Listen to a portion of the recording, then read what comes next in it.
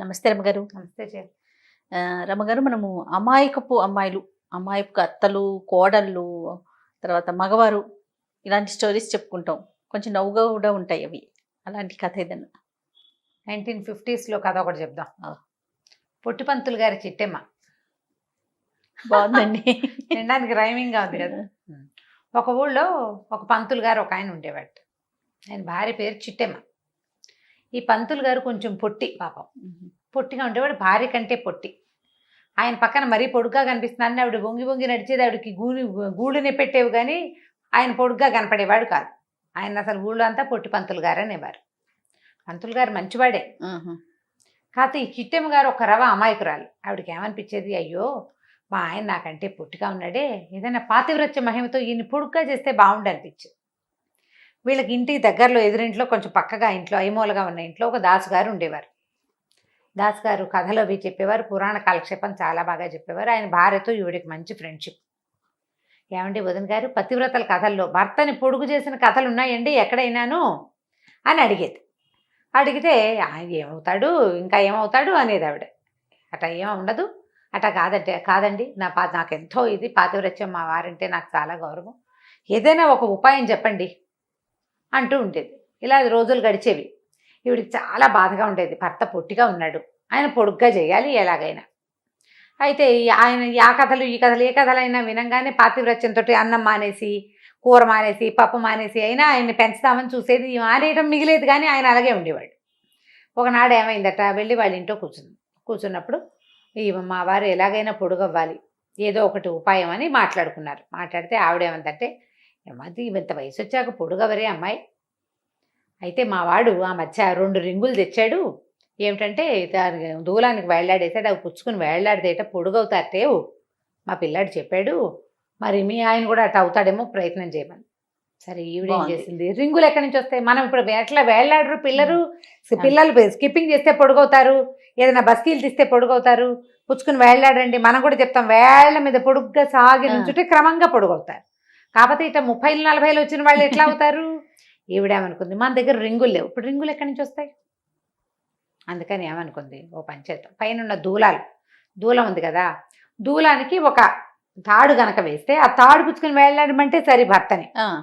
ఆవిడ కొద్దిగా ప్రయత్నం చేసి కంబారు తాడు ఒకటి తెప్పించింది. కంబారు తాడు అంటే ఏమిటది, కొబ్బరి తాడు తెప్పించింది. సరే ఏం చేసింది, దూలానికి ముడేసింది, 2 తాళ్ళు వెళ్ళాడేసింది. అది ఎక్కడ దాకా వచ్చినాయి, ఈవిడ ఇట్లా పట్టుకునేదాకా వచ్చింది. ఇట్లా పట్టుకుంటే భర్తకు అందుతాయి కదా. ఈ లోపల ఏమైంది, ఆయన ఏదో పని చేసుకుని వచ్చాడు, కరణం బహుశా ఆయన ఊరంతా తిరిగి వచ్చాడు.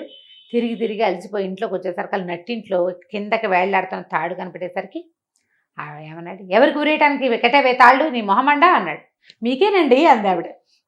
అనగానే ఆయన కొళ్ళు మండిపోయింది, దోసు నీ మొహమండా, నాకు ఊరేసి చంపుతాంటే కాదండి అని ఈవిడ చెప్పబోయే లోపల ఆయనకు అది అర్థం కాల. పైన తాడు గట్టి కిందకి వేళ్లాడేస్తే ఏం చేస్తారు, ఉయ్యాలనుకో కింద దాకా వేయాలి కనీసం. ఇక్కడ దాకా ఎట్లా వేశారు, ఇక్కడ దాకా వేసింది ముడేసుకోవటానికి అంతే. దాన్ని ఊరేసి చంపేద్దాం అనుకుంది పెళ్ళాం అనుకున్నాడు. అక్కడి నుంచి మూలన బడి తీసి చెడామడా కొట్టేసేద్దామండి. ఇట్లాంటి పనులు చేస్తావా నువ్వు, మొగుడిని చంపేద్దామని చూస్తున్నావుటే, తాడు సిద్ధంగా పెట్టావు, ఏ రాత్రి నా పీకేసి ఊరేసేద్దామనే కదా. ఆవిడ పాపం అర్థమయ్యేలాగా చెప్దామని చూసింది, తన పాతివ్రత్యం ఆయనకు అర్థం కావట్లేదని ఆవిడ బాధపడింది. చివరికి కుదరల, తాడు కూడా తీసేసి అవతల పారేసాడు. చాలా బాధేసింది ఇవిడికి, అయ్యో ఇదేదో ట్రై చేసాం అవ్వలేదని. మళ్ళీ పురాణ కాలక్షేపం వినేది. ఈ పురాణాల్లో వింటే ఏం కనపడేది, ఒకరోజు విన్నది, సావిత్రి సత్యవంతుడి కోసం యమధర్మరాజు వెనకాల నడుచుకుంటూ వెళ్ళిపోయింది. యముడు వెనకాల వెళ్ళి మొగుడిని తెచ్చేసుకుంది ఒక ఆవిడ. ఇంకొక ఆవిడ మొగుడిని బొట్లా పెట్టుకుని ఎక్కడికో తీసుకెళ్ళింది. పెదవది పొడుగు చేయలేను నేను, నాకు మాత్రం పాతివ్రత్యం ఏం తక్కువ, పతివ్రతల కోవకు చెందిన వంశం మాది అసలే. ఆవిడకి చాలా కష్టంగా ఉంది. సరే ఓ రోజు పోయి ఆ దాసుగారి ఇంట్లో కూర్చుంది. ఆయన అడిగింది, కాదండి పతివ్రతల కథల్లో ఎక్కడైనా భర్తని పొడుగు చేసిన కథలు ఉన్నాయంటారా, అసలు పతివ్రతలు ఉన్నారా ఈ రోజుల్లో, ఎందుకు లేరు, మా ఆవిడ లేదు అన్నాడు ఆయన. అని పక్కపక్క నవ్వుతూ ఏం చెప్పాడంటే, మా ఆవిడ నేను తిరిగి వస్తే కాళ్ళు పిసికేది, ఇది వరకు ఏమే కాళ్ళు పెట్టు, నాకు కాళ్ళు నొప్పులు పుడుతున్నాయి అన్నాడు. అనేసరికల్లా ఆయన మంచం మీద పడుకున్నాడు, ఆవిడ కింద కూర్చుని పాదాలు నొక్కుతుంటే ఈవిడ చూస్తోంది, అబ్బో ఈవిడ పాతివ్రత్యం చాలా బాగుంది అని. అప్పుడు దాసుగారు ఏం చెప్పారంటే, ఇలాగే కదమ్మా కాళ్ళు పిసికి నేను ఎంత ఉండేవాడిని, మీ ఆయన అంతే ఉండేవాడిని, ఇప్పుడు ఇంత పొడుగ్గా ఎట్లా అయ్యాను, మా ఆవిడ రోజు కాళ్ళు పిసకడంతో నేను పొడుగయ్యాను అన్నాడు. ఆవిడ ఆలోచించు, ఓ సింతేనా, కాళ్ళు పిసికితే పొడుగవుతారా అంటే, అవుతారటండి అని అడిగింది. ఎందుకు అవరమ్మా, నేను అవ్వలేదు ఏమే అన్నాడు భార్యని. ఆవిడేమో అవునమ్మా ఎప్పుడు కాళ్ళు పిసుకుతాను నేను అంటే. ఆ రోజుల్లో చిన్నప్పుడే పెళ్ళిళ్ళు అయ్యేవి. 13-14 ఏళ్ళ అబ్బాయికి 5-6 ఏళ్ల పిల్లకి పెళ్లి చేసేవాళ్ళు. దీనికో 10 ఏళ్ళు వచ్చేసరికి వాడికో 20 ఏళ్ళు కొంచెం సాగేవాడు. ఈ రోజు కాళ్ళు పట్టటాలు అలాంటి క్రియలు జరుగుతూనే ఉండేవి. కాళ్ళు పట్టడం వల్లే పొడుగయ్యారు అంటే ఏమంటారంటే బట్టతలకి మోకాలకి ముడి పెట్టుకోవటం. సరే సరే అనుకుంది. ఏమనుకుంది, సరే అక్కడి నుంచి లేచెళ్ళి ఎలాగైనా మా ఆయన్ని కాళ్ళు పట్టి పొడుగు చేసి నా పాతివ్రత్యం నిరూపించుకోవాలి. భవిష్యత్ కాలంలో చెప్పుకోవడానికి కథలు ఉండద్దు జనాలకి. ఇదివరకు సావిత్రి ఏమో మొగుడు కోసం యమధర్మరాజు వెనకాల వెళ్ళింది, జరిగింది కథ. ఇప్పుడు చెప్పుకుంటున్నాం. ఆవిడెవరో అసలు దేవతలతోటి పోరాడి మొగుడిని యంగుగా చేసుకుంది, అదో కథ ఇవాళ చెప్పుకుంటాం. రేపు నా కథ చెప్పుకోవాలి. సతీ సులోచన, సతీ అనసూయ ఇవన్నీ చెప్పుకోవట్లా, వాళ్ళందరూ కథలు అవన్నీ ఇప్పుడు చెప్పుకున్నాం. ఇప్పుడు నేను పొడుగు చేసిన కథ రేపు చెప్పుకుంటారు, 4 రోజులు పోయాక, నేను పోయాక ఎలాగైనా ఈ పని చేసేయాలి. సరే లోపలికి వెళ్ళింది. ఆయన అప్పుడే ఎక్కడి నుంచో బయట నుంచి వచ్చి మంచం వాల్చుకు పడుకుని ఉన్నాడు. వాదాల దగ్గర కూర్చుంది. కాళ్ళు పడదామని కాళ్ళు పట్టుకుంది. కాసేపు అయ్యాక వీళ్ళ ఇంట్లో నుంచి మొయ్యో మొయ్యో మొయ్యో అని కేకలు అరుపులు వినపడుతున్నాయి. ఆ ఎదురుంట్లో ఉన్న దాసుగారు పెళ్ళాము పరిగెత్తుకొచ్చారు. ఏమిటయ్యా భలేవారి పంతులు, పెళ్ళాన్ని కొడతారటయ్యా ఎవరైనాను అంటే, కొట్టకేం చేయనండి, ఇది నన్ను చంపేయాలని చూస్తోంది అన్నాడు ఆయన. అదేమిటమ్మా కాళ్ళు పిసుకుతానన్నావు కదా అంటే, నా మెడ పిసికేస్తోందండి ఇది అని గట్టిగా అరిచాడు. అరిచేసరికి ఏమ్మా కాళ్ళు పిసకమని చెప్పాం కాదుటమ్మా నీకు అంటే, అవునండి కాళ్ళు పిసుకుదామని పాదాల దగ్గర కూర్చుంటే ఈయన పడుకున్నారు కదా, మెళ్ళలో తులసి పేరు కనపడుతుంది ఆయన మెళ్ళలో. ఏదో కాళ్ళు పిసికితేనే ఈయన పొడుగయి నాకు పేరు వచ్చేటట్టయితే ఇంత చక్కగా తులసి పేర్లు ధరించి ఉండే వీరి మెడ గనక పిసికితే ఆయన పొడుగు అవుతాడు, నాకు పేరు వస్తుంది, నాకు పాతివ్రత్యం సిద్ధిస్తుందని భావించి మెడ పట్టుకున్నానండి అనేసరికల్లా, ఏదో లేవయ్యా తెలియక చేసింది. ఏం తెలియక చేసిందండి, ఆ మధ్య మా ఆవిడ మీకు తెలీదు పెద్ద తాడేసి కట్టింది నాకు ఊరేయటానికి, ఇది నన్ను చంపేయడానికి చూస్తోందండి అన్నాడు. అనేసరికల్లా, తాడు కట్టేవా, రింగులు కాదుటమ్మా నీకు చెప్పాను అని అడిగింది ఎదురుంటే ఆవిడ.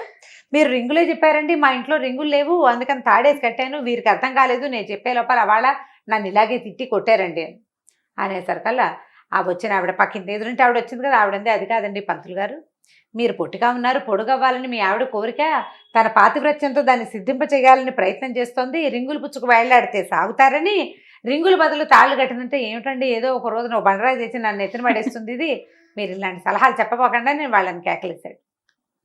వాళ్ళు వెళ్ళిపోయాక పెళ్ళాన్ని తిట్టాడు. అని నీ బొంద, నేను పొట్టిగా ఉంటే ఏమైందే నీకు అని. ఆవిడ ఏమనుకుందంటే, ఇదేమిటి ఏదో పాతివ్రత్యం చూపించి పొడుగు చేద్దామనుకుంటే ఇలా బాధపడతాడు, అందరూ పొట్టి పంతులు అంటున్నారు, ఆ పేరు పోతుంది కదా, ఈయన అసలు పేరు ఏదో సుబ్బయ్య గారు, ఏదో సుబ్బయ్య పంతులు గారు అంటారు, ఏమిటో అర్థం చేసుకోరు అనుకుందనమాట ఆవిడ. ఇక ఆవిడ ట్రై చేసినా ఈయన అయ్యేలాగా లేడు. ఇక లాభం లేదని ఈయన పొడుగు చేసే మార్గాన్ని వదిలిపెట్టేసి ఆవిడ పాతివ్రత్యాన్ని వేరే రకంగా ప్రూవ్ చేసే మార్గాలను వెతుక్కోవటం మొదలుపెట్టింది. చిట్టమ్మ గారి కథ మామూలుగా ఇలా ఉంటాయి. పాతివ్రత్యాన్ని నిరూపించుకోవాలి అలాంటి ధోరణులు ఇదివరకు ఉండేవి. ఇప్పుడు ఏం పాతివ్రత్యం గోవాలా మనకు లేదు కదా, ఇది సరదాగా చెప్పుకోవడానికి. బ్యాడ్ వర్డ్ అయిపోయింది జయ పాతివ్రత్యం అనగానే. అదేమిటి మొగుడికి మీద పతికే వ్రతం ఉండాలా, పత్నికి వ్రతం వద్దా, పత్ని వ్రతుడు అని ఎవరైనా ఒకళ్ళని చూపించండి అని పోట్లాడరు. కిందటిసారి నువ్వు కూడా అన్నావు. అవును, ఎప్పుడు పతివ్రతలేనా, పత్ని వ్రతులు ఉండరా? పత్ని వ్రతులు ఎందుకుంటారు, ఉంటారు, కాకపోతే వాళ్ళు కాళ్ళు పెట్టారని బట్టలు ఉతికారని అవన్నీ చూపించలేకపోతాం, మనం చెప్పుకోలేకపోతాం కదా. ఏదో ఇలాంటి సరదా కథలు చెప్పుకుంటాం అంతే, అమాయకురాళ్ళైన ఆడవాళ్ళ సంగతులు చెప్పుకుంటూ ఉంటాం మనం. బాగుందండి, చాలా బాగుంది రమ్మగారు. పొట్టిపంతులు గారి చిట్టెమ్మ కథ సూపర్. రైట్ రమ్మగారు, నమస్తే అండి. నమస్తే జయ. ఈ వీడియో కనుక మీకు నచ్చినట్లయితే లైక్ చేయండి, షేర్ చేయండి. మరిన్ని ఇంట్రెస్టింగ్ వీడియోస్ కోసం మా ఛానల్ని సబ్స్క్రైబ్ చేసుకోండి.